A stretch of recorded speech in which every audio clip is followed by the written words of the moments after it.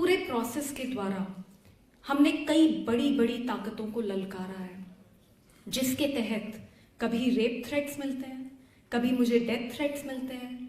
अभी कुछ दिन पहले मेरे घर के अंदर कुछ लोग घुस आए और उन्होंने पूरे घर तोड़ फोड़ दिया। मुझे डराने की कोशिश की गई, धमकाने की कोशिश की गई कि अगर चुप नहीं होंगी तो तुम्हें बख्शेंगे नहीं। लेकिन मैं उन सब लोगों को बताना चाहती हूँ जो ये मुझे डराने की कोशिश कर रहे हैं कि मैं डरने वालों में से नहीं हूँ। जब तक जिंदा हूँ लड़ती रहूंगी।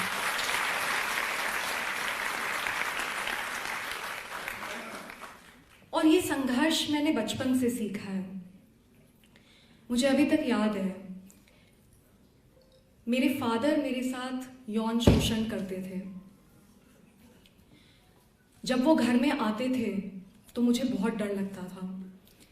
मुझे अभी तक याद है कितनी रातें मैंने बिस्तर के नीचे बिताई हैं, क्योंकि मैं डर के सहम के कांपती रहती थी और उस समय सोचती रहती थी कि मैं ऐसा क्या करूं जिससे कि ये जितने आदमी हैं जो लड़कियों के साथ गलत करते हैं उनको मैं सबक सिखा पाऊं। मैं कभी नहीं भूल सकती, मेरे फादर को इतना गुस्सा आता था कि वो आते थे और जब उनका मन करता था बिना किसी कारण के चोटी पकड़ते थे, दीवार पे फेंक देते थे, खून बहता रहता था, बहुत तड़प महसूस करते थे।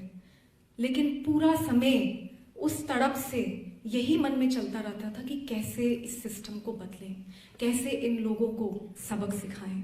अगर मेरी जिंदगी में मेरी माँ, मेरी मासी, मेरे मौसा जी और सबसे इम्पॉर्टेंट अगर मेरे नानी नाना नहीं होते तो मुझे नहीं लगता कि मैं इस चाइल्डहुड ट्रॉमा से कभी भी उभर पाती और कभी भी आज आप लोगों के बीच में खड़े होकर इतने बड़े बड़े काम मैं कर पाती।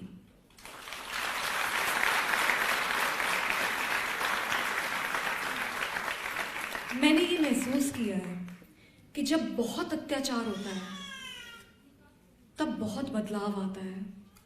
उस अत्याचार से आपके अंदर एक ऐसी आग जलती है जिसको अगर आपने सही राह दिखा दी तो आप बहुत बड़े बड़े काम कर सकते हो। आज जितने भी अवॉर्डीज हमारे बीच में हैं, हर एक कहानी इतनी पावरफुल है। हर एक औरत और आदमी के पीछे ऐसा ही कोई संघर्ष छुपा हुआ है। उन्होंने अपनी जिंदगी से लड़ना सीखा, उस समस्या से ऊपर बढ़ना सीखा और जिंदगी को एक नया मकाम दिया। मुझे ये लगता है अभी हमारे बीच में आने वाली हैं सुपर दादी रामबाई, अभी आप उनसे मिलोगे।